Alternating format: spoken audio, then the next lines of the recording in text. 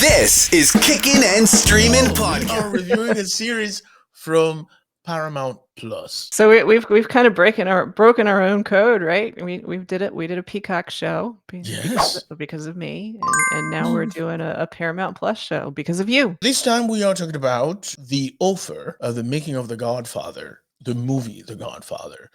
And boy, this is an absolutely fantastic thing because it's a story told from the perspective of the producer. And we think nothing like this has been done before, right, Jojo? Yeah, I cannot think of any movie or TV series made about the making of a movie. There may have been one at some point, but I don't remember that ever being done. At least not to this extent, because this is a 10 episode series Yes. and quite an investment for Paramount. Absolutely. And we're going to talk about the cast more than anything else because this is a brilliant cast, not only because of the quality as actors, but also because of the accuracy of what some of the folks involved looked like. Hmm. And I find it incredibly fascinating. So, Jojo, if you would put it into layman's terms for us, if that's the thing. That's complicated, but yeah, sure. So this is a series based on the making of the movie The Godfather, which is arguably one of the best, if not the best movie of all time, according to everyone who's ever seen it. And it is told through the eyes of the producer, Albert Ruddy, and pretty much solely through his eyes. This is his story and his view of what happened. And so this is everything that happened to get this movie made. And the things that have happened so far are pretty wild. There's your normal producer, director, studio heads clashing that you hear about with every movie, I think. But this movie was also involved the mafia, the mob, the Italian mob, and they're very much not wanting it to come out, along with a few very famous people not wanting this movie to be made. So it's actually a very, very interesting take of the making of the movie The Godfather. Yes, it is. And the good thing is that Al Ruddy is still alive and he's very much the one telling the story. And Miles Teller, who is playing the role of Al Ruddy, has had conversations with Al and sort of like has details that he needs to make Al come to life. When it comes to the making of The Godfather, one of the things that I have always asked myself about is Mario Puzo. Mario Puzo was not, a literary god, to be honest with you. He was a storyteller who was compelled to tell a story of the Italian American experience. And it's sort of like interesting to see how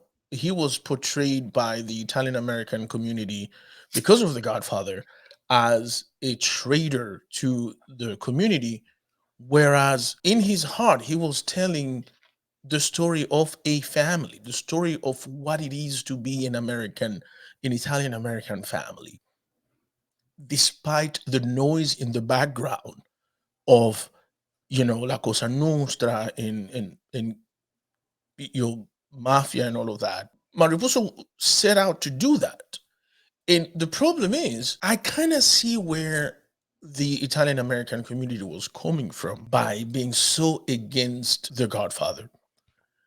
But at the same time, it is sort of comparable to what conservatives are doing right now with critical race theory, in that 90% of them have no one fuck of an idea of what critical race theory is all about. None of them know what it is about, but they're fiercely against it because race. It has the word race in it, so it's going to be bad. you know and so I think that's exactly what was happening with The Godfather. Am I right, George? I wonder too, and I may be delving a little bit too deep into this, so you can feel free to shut me up. But I I wonder too if there wasn't concern in the Italian population because I know that Italians were not considered whites until relatively recently. I wonder if that was part of it, if it was almost a fear thing that, "Hey, we just got our white card, and is this thing gonna make us look like we're barbarians, quote unquote barbarians? Are we, is this going to turn the tide of public opinion into revoking our white card?" There's a part of me that wonders that because I mean, I just recently saw a video that was just recently filmed where a woman used a slur against an Italian man that I didn't even know existed. I actually had to look up.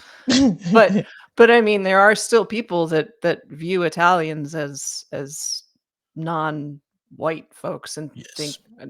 think it's okay. Yes. Well, they think it's okay to call anybody anything, but you know what I'm saying. Oh yeah.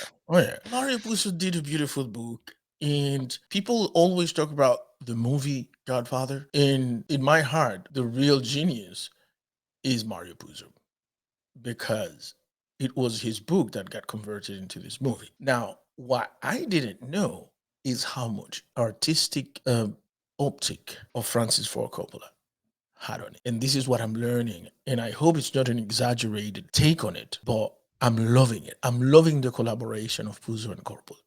What do you Yeah. think? Yeah. I think it's brilliant casting for looks wise, and I also think that he is just a great actor. Like Yes. he's in the 4 episodes that we've seen, I think he's really done a fabulous job with bringing to life the insecurities of the writer and the overwhelmingness of being introduced to the world of Hollywood, Yes. and I think that it's, yeah, brilliant casting. Let's talk about the cast. Mhm. What do you think of Miles Teller as Albert S. Root? I I like him. I do. I like him. But ever since I read that Army Hammer was originally cast and had to drop out because of everything that's going on with Army Hammer, Yeah. I wish I hadn't read that because now I can see Army Hammer in that slot, and for whatever reason, it works better for me. Like I feel that Army Really? Hammer carries that white male privilege steamroll belief that I am going to do what I believe in and fuck all the rest of you and I'm going to get it done, that this particular guy Reddy had to have to make this movie happen. So I just need to get over that. That's all it is. So I think he's good. I think he's doing a great job, but I just wish I hadn't read that Army Hammer was supposed to be it originally. Again, I didn't know about Army Hammer, so I can't see anybody else really playing this role. I think he's doing a fantastic job. Let's talk about the character of Betty McCard. When I first started watching the show, I saw the actress and I'm like, I know this actress, I know this actress. Who the fuck is she? Who the fuck is she? But who is she? But who is she? And the reason I know her, of course, is because she is Killy on Ted Lasso. Yes. She's Killy on Ted Lasso. But Yes. the thing is, I had not ever seen Juno Temple speaking with an American accent. I am so used to her doing her thing with the Cockney accent and shit that, do you know what I mean? Like, Mhm. I was taken aback and I couldn't even remember her name. And I had to look it up. And I'm like, oh, that's Juno Temple? You know, like, that's awesome. But she is killing it. She's so good. She She is. is so. I hope Betty McCart was that type of badass woman. Yeah. Yeah. I am very impressed. And trust me when I tell you this. I saw the Brando part and I knew that I knew the actor, but I'm happy to find out that this is the actor playing Brando. Justin Chambers, he is killing it as Brando. That first introduction was absolutely moving, Judge. Yeah. What do you think?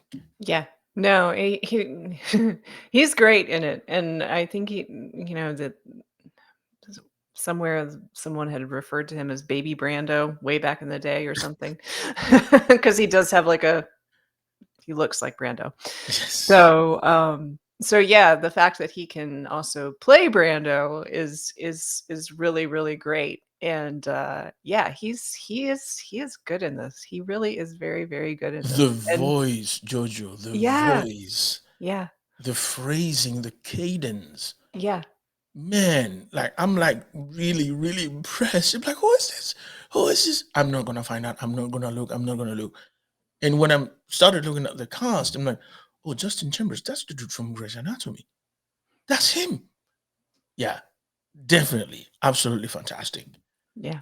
Uh, Dan Fogler as Francis Ford Coppola, amazing, amazing. I think Francis Ford is a bit taller than him though, I think so, yeah. but other than that, that's the man. Yeah. That's He's the man. he's very good. I think he might be one of my favorites. Yeah, And yeah. yeah, Still to me too. To me, yeah. yeah.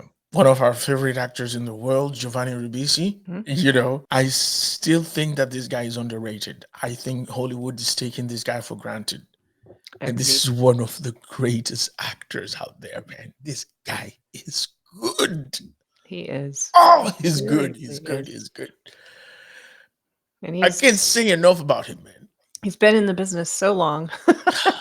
My, my. So long. He needs more more recognition. Yes, Matthew Good plays Robert Evans, the high top executive. There's something about this guy's character that bothers me, and it's his speech. He sounds like Regis Philbin to me.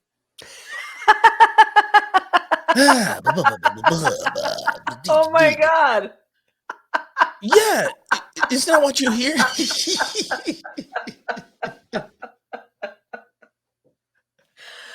Oh, you're right. You're right. You're completely right. Ever since I Yeah. started watching the show, I kept telling Christine, this dude sounds like he's a bad imitation of Regis Philbin.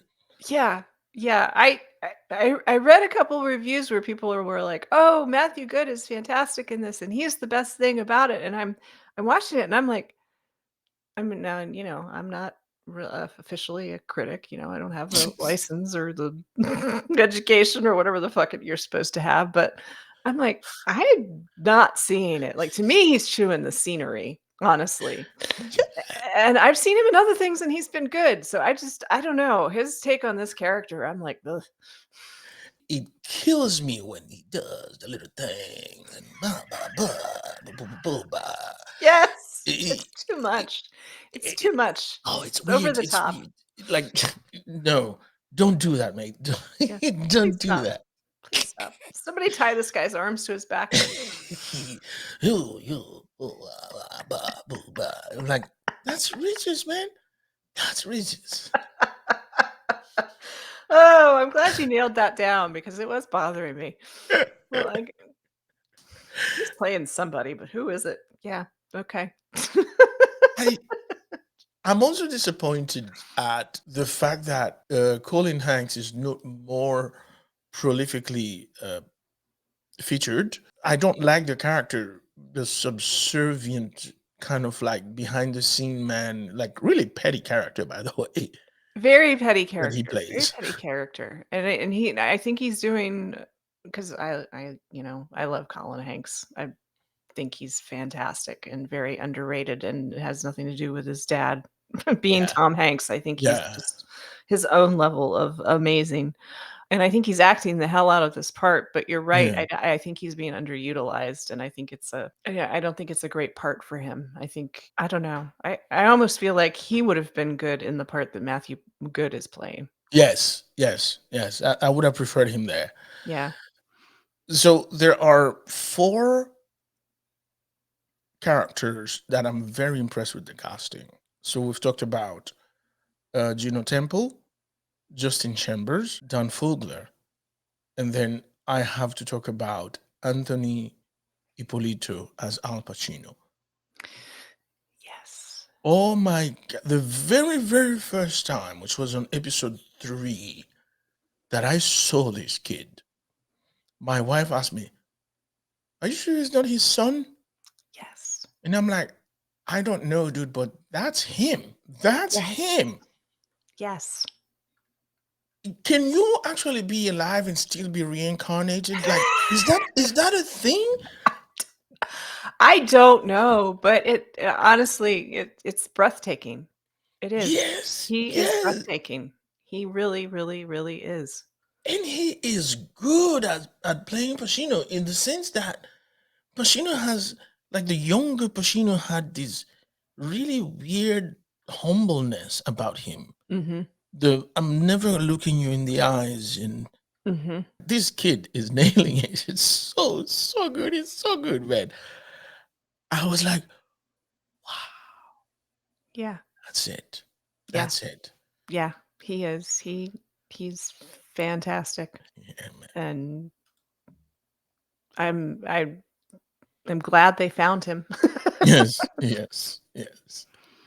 I love the character of Anja Eastman, as I said before. She is Stephanie Koenig, but a character that I really admire because of sort of like a badassedness behind her is that of Francoise, uh, Nora Arnzeder.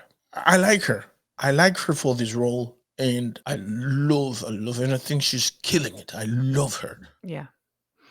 And we've talked about Patrick Gallo as Mario Puzo.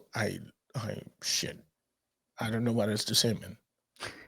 Yeah, man. Dude, dude is dude is right on the money. And as you said, he's an absolutely fantastic actor too. The chemistry between Patrick Gallo and Don Fogler has made this series. I agree. For me, if you didn't cast the right Puzo and the right Francis Ford Coppola, you don't have this series. Yeah. Who else has impressed you in there? Um, we actually really already talked about her, but I really like Juno Temple in this. I like how she's playing this particular character. I think it's a character that she is able to put some good flesh on the bones of the character, if you will. And Yeah. so I know we already talked about her, but I for me it was Juno Temple and Dan Fogler and Patrick Gallo to me are the ones that Yeah. are really, really, really good. For me and for Jojo, this is goodbye. Thank you very much for listening and for watching.